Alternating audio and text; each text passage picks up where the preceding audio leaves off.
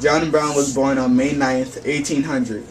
John Brown was an American abolitionist who believed the armed insurrection was the only way to overthrow the institution of slavery in the USA.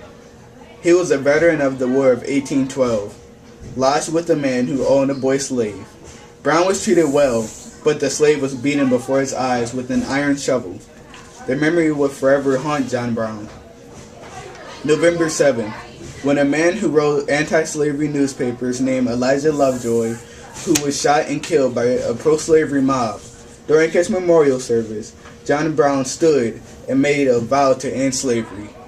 John Brown and his sons moved to Kansas in 1855. John Brown was an American abolitionist who believed armed insurrection was the only way to overthrow the institution of slavery in the USA.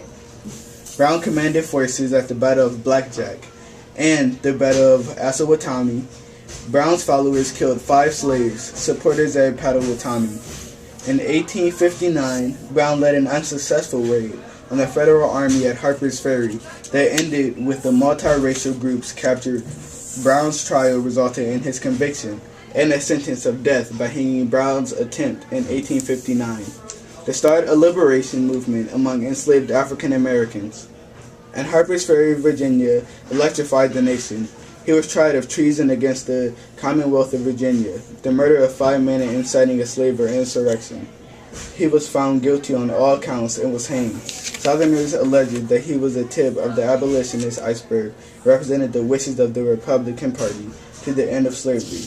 Historians agree that Harper's Ferry raid in 1859 escalated tension that a year later led to secession and the American Civil War.